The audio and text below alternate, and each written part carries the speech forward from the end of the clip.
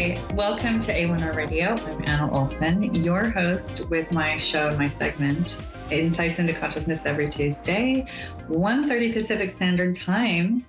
And today I have a little bit of surprises for you. I have a surprise for you, and that is that I am going to teach you the different tools of divination, and maybe I'll be able to introduce you to one that you've not seen or heard of before.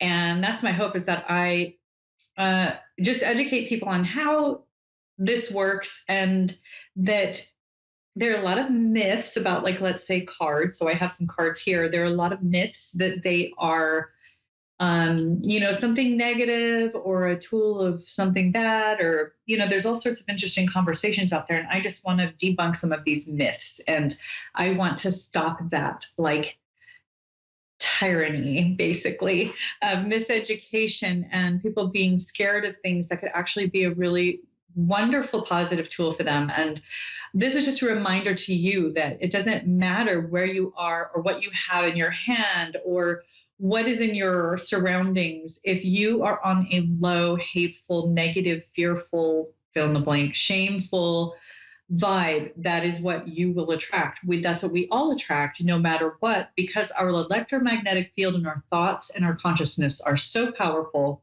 that is how capable we are, and that's how capable you are. So that's what I really want to just teach about today. And I'm excited because the more that I learn about different tools of divination and different tools of reading, the more I realize that we're just doing the same thing with a different tool each time. And every person on this planet is the most fine-tuned mechanical, I guess our bodies are the most fine-tuned measuring or gauging system for electromagnetics, electromagnetic energy, for vibes, for different frequencies of light and electromagnetics. And this is how we control it, with our thoughts, with our minds, with really controlling our surroundings with what we're thinking, and how we are attuned to that is very important.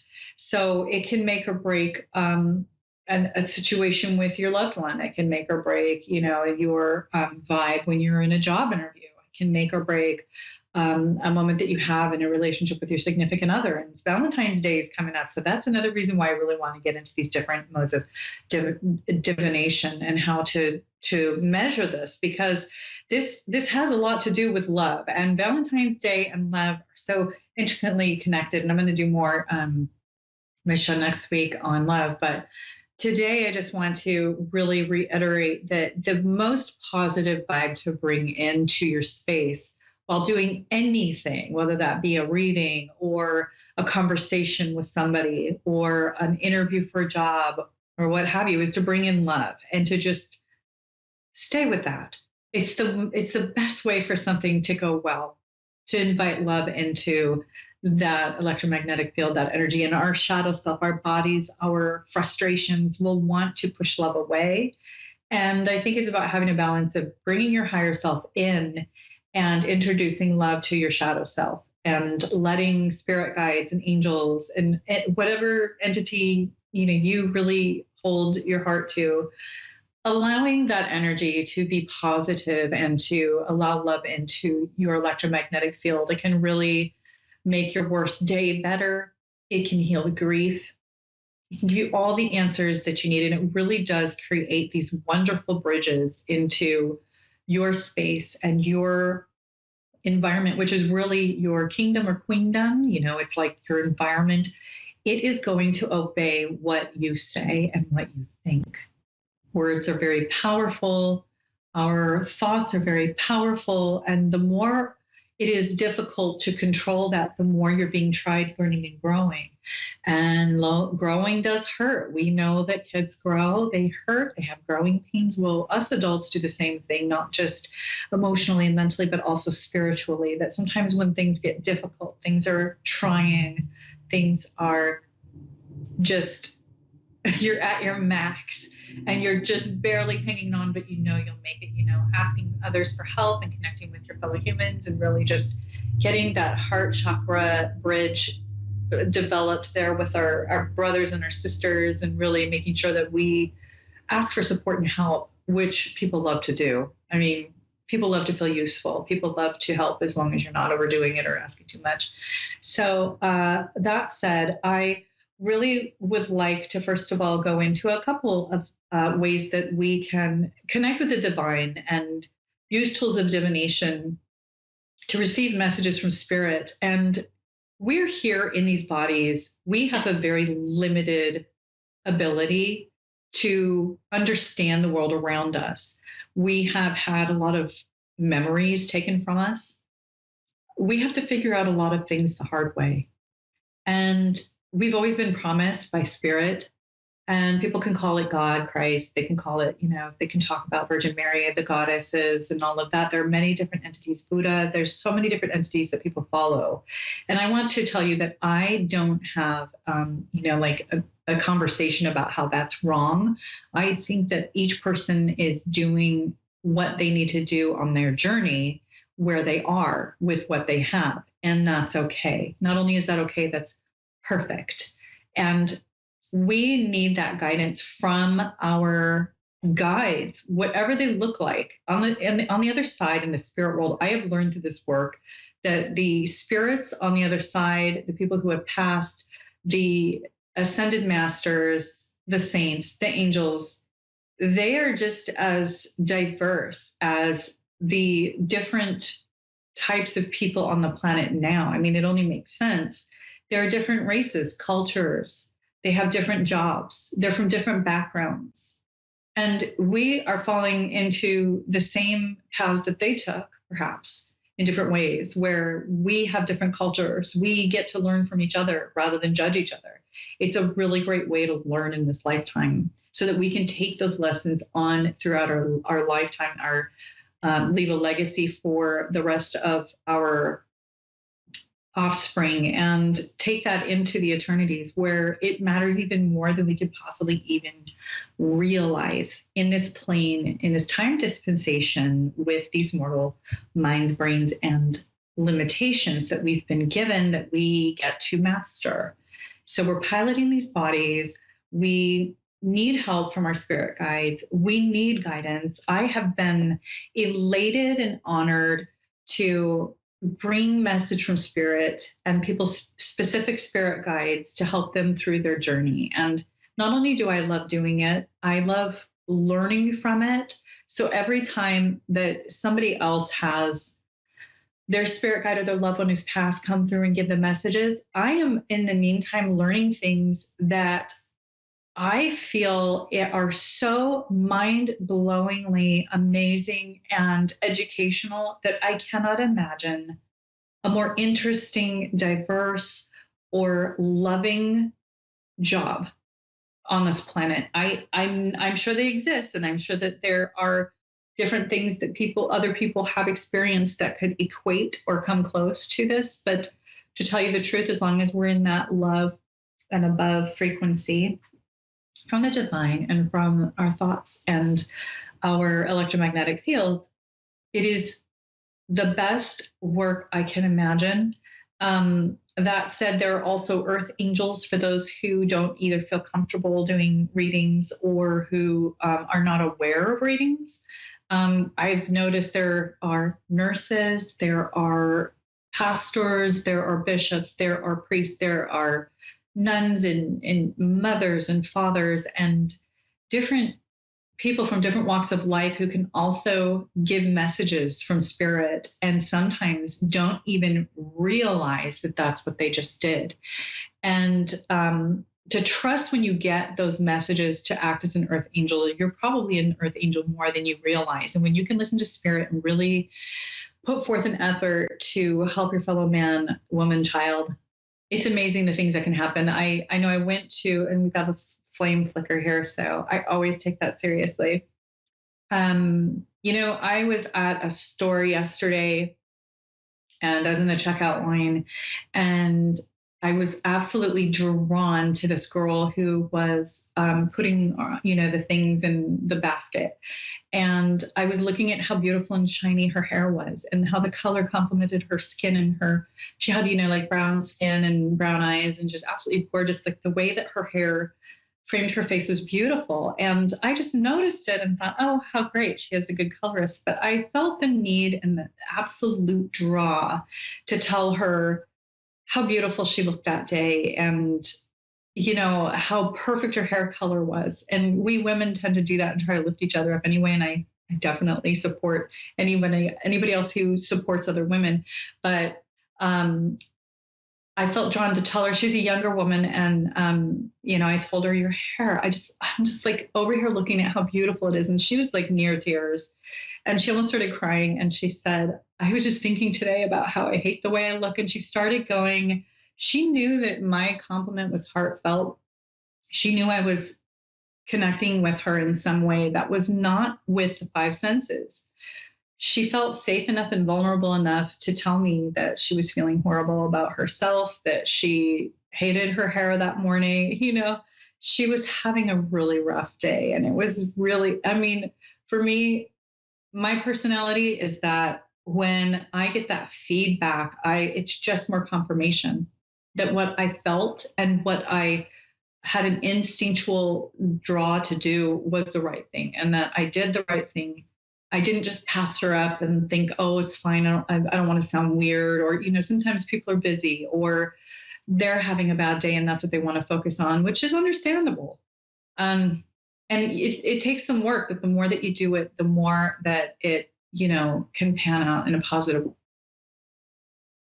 So that's just a small example. Now I'm going to go into some of the forms of is tarot or oracle card. Old, there's the major and minor arcana. There's all of these different cards that mean certain things, and people have studied them for centuries. Now, got a flame flicker. So the flame is actually going to be one of the forms of divination that I am going to explain today. But first off, cards are basically a way of looking at an image and asking spirit and meditating on the image what message needs to come through for that person at that time. Not only does the right card present itself with the correct meaning at the correct time when you are listening to spirit and picking that correct card, but when you look at it, you can start to be drawn to certain parts of the picture that are correlating to this person's journey and the message that they need to hear. The reason why we use forms of divination and tools of divination this way is because imagine if we're sitting at a table and spirit never makes this easy for us. We need to have the good boot camp here on the planet in our lifespan to really learn our lessons and learn them really well, really good. Okay. This is definitely boot camp for us. So imagine if we're sitting at a table and you're asking a question and you want the reader to answer the question, and an angel or a spirit guide appears where you can see them physically in front of you. Now, first of all, their light and their frequency is too high of a frequency for us to be comfortably around. We would be overwhelmed in these bodies to be in the presence of such light and to be in the presence of such a frequency. It would actually be painful, and it could even cause some negative physical things, could even cause, different mental issues. And some people may go into denial that that's what they just saw. That is not part of this plane and this dimension. So the way that spirit will speak to us and give us messages is through images, pictures, messages. There are many forms that we get these messages through.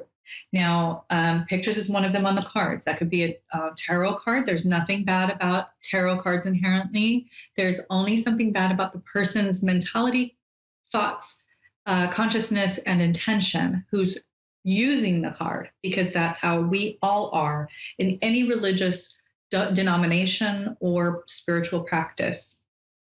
Now, the other thing that you can do is tea leaf readings. Now, tea leaf readings are one of the ways that the women back in the day when they were being burned at the stake or murdered by the patriarch and the Christians at that time that had moved in, the way that they hid their divination and the way that they were reading at the time is that they would use tea leaves and cups to do their divination and to do readings so that they could hide from those who were seeking to kill them for having their feminine spirituality.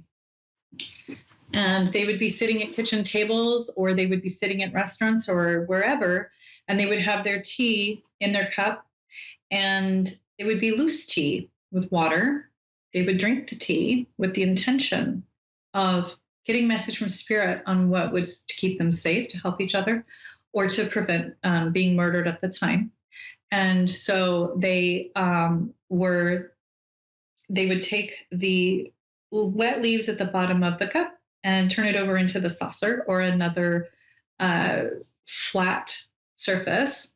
Then they would turn the cup over and look into the cup and start to get message from spirit on the placement of the tea leaves and the actual images that they would create in the cup in different sections of the cup that would mean different things.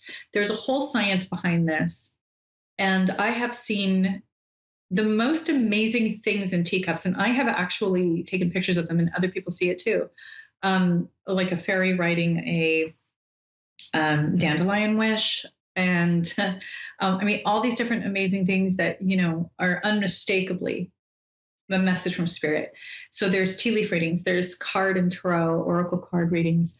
There are things like psychometry, where you get an item or in like a piece of jewelry, or an item, like if you take the item and you hold it, and the psychometry is the process of getting messages from that item, where you are reading basically the molecular structure and the memory cells within molecular structure of the item. And if you've ever wondered, if you should cleanse something when you get it, you should, because you can clear out and get the memory or the information out of the object when you buy it.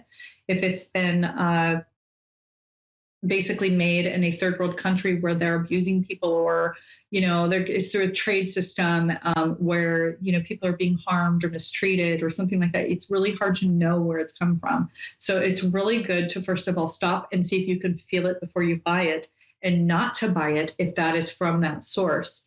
Secondly, if you buy an item and it feels fine, it's still good before bringing it in your home, go ahead and cleanse it in salt. Some people can even do it in rice. They leave it in rice overnight, salt overnight. They will sage it, meaning you burn and blow out sage and get the smoke all over it. And that's one of the most popular ways to do it. Palo Santo, through your own light, holding it and imagining your light going through it and cleansing it. You can also recharge it after cleansing it that way. Those are all ways that you can do it.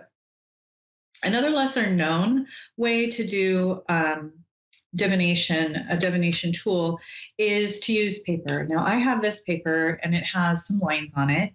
And then I have this card, and this is a tarot card. This is the 8 of Wands, and I just happened to pick this one up. Now I would use these together. The way that I would use these is you get your paper, you have your flame, and you don't want to set your house on fire, by the way. You want to be careful and definitely be cautious, okay? But the goal is to ask a question and focus on what you want to know. So I'm going to ask a basic question. Am I going to sleep well tonight? Just a random question. Okay, so I'm going to grab, I'm asking spirit that question. I'm going to grab my paper and I'm going to hold it over the flame. I'm just going to just move it through that flame. And there's some black that will form on the paper. And you can hold it, however you want. You want to see a little smoke so that you're going to get a pattern on there. Now, I'm going to hold the paper up and let you see that now there's an image on that paper.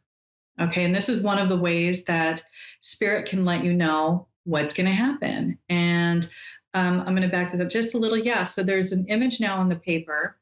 And looking at it, I'm seeing that, first of all, when I looked at it on the screen here, it looked kind of like a genie. And I saw it as a sleep genie. So that was spirit telling me that I need to do all the magical little things to grant my wish to sleep tonight, meaning sleep hygiene, stay off screens 3 hours before bedtime, do things that are very low key and very relaxing before bed. I like chamomile tea. I have to do the recipe. That's what I saw initially. Now, looking closer at it now, on the paper, I can look and see that in this image, I actually see two people and they are bonding and talking. And that's basically spirit telling me that I need to go out with more with my friends. And that'll help tire me out more because I exercise a lot. And I think spirit is telling me that the social time will help me to feel more calm at night. I do worry about my friends. I have close friends and I worry about them all the time. So it's good for me to meet with them, talk with them, make sure I'm catching up, seeing how they're doing, visually looking at them, making sure. It's very important to me to take care of my friends and my family and my loved ones. So this is a definite message from spirit telling me that I need to do that, that I can have that connection, and to make sure I just check in with everybody before bed. My kids, I have two adult kids that do not live with me anymore, and then two kids that live with me here. And I am being told just check in and see how they're doing. It'll ease my mind because we as mothers worry about our children, our friends, our family so much that it can affect sleep. And then now I'm realizing, okay, sometimes when I'm having trouble sleeping, I'm worried about my kids. I'm worried about my friends. I'm hoping they're okay. I'm praying for them. I'm meditating, light and love to them. And I think this is spirit telling me to take care of myself and taking care of my own worries and just being a little bit more into taking and saying, hey, how are you? I just want to check in on you, to ease my mind instead of being the giver, to just go ahead and give to myself now and to let myself know that it's okay to check in with everybody and that they'll be honest with me, that they will let me know. And then if there's anything I can do, I'll give them, maybe this is what I can or can't do for you, or what, just offering them support and love. The pandemic's been hard for everybody.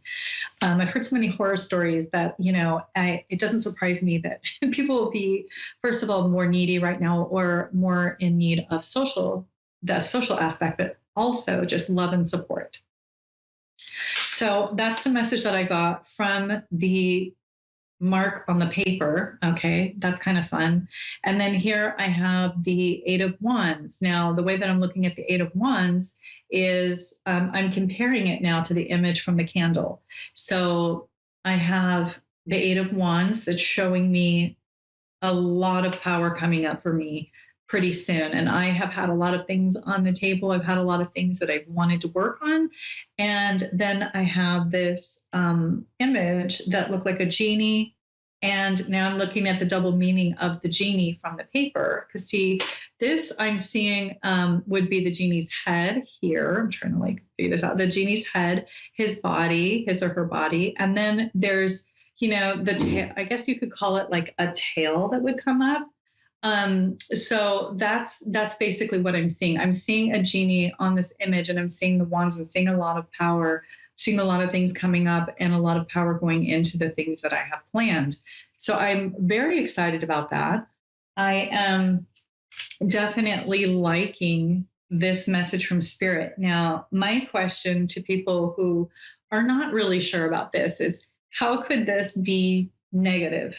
How could this be negative, getting this positive, wonderful message from spirit? It's not. It's helpful. It's something that people gain from. It is, if I could count how many times I've heard people say, gosh, it feels so much better now that I've talked to you. I'm so glad I called you. Right. I also am always willing to work with somebody before we start. If they say, look, can I just go for this long, or can I just go over this one issue? And I'll just pay you this much today. I have no problem doing that. I love working with people. We can always come to a compromise. I usually have time limits doing readings, and you can always schedule with me to do a reading or even to teach you how to do readings. My website is AnnaOlsenIntuitive.com. It's ANNAOLSEN intuitive.com. It's at the bottom of the screen if you're viewing this. If you're listening, it's AnnaOlsenIntuitive.com. ANNAOLSEN intuitive.com. I'd love to work with you, and I'd love to just see what we can schedule for you. I'm also on Facebook at Anna Olsen Intuitive. That's my business page. And I'm also on Instagram.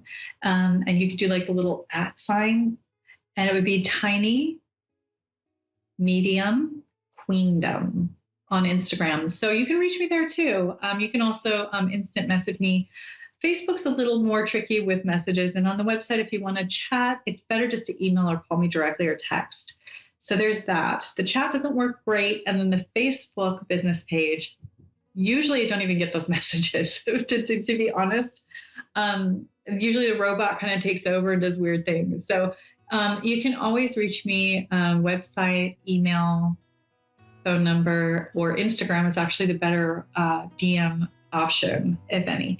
So there's so many other forms of divination, and these are just a very small amount that I included today. But research what would work for you. Everybody just resonates with a different way. And you can gaze into a candle even and get message from spirit. You can gaze into a fire, take pictures of fire images, and sometimes that'll give you message from spirit. There's really no limit to this, and it's real, and it works every time. So if you get the feeling, it's kind of like in a dream. If you get the feeling, that's what's happening, right? So that's my time for today. You can reach me if you'd like to work with me. I love working with people. I love people. And if I'm scheduled out, I will still find a way to talk to you or to work with you. So have a great week, and contact me if you'd like. I'm always open to do readings, even if they're a little bit scheduled out. I'd love to work with you. So have a wonderful week, and I will talk to you next time.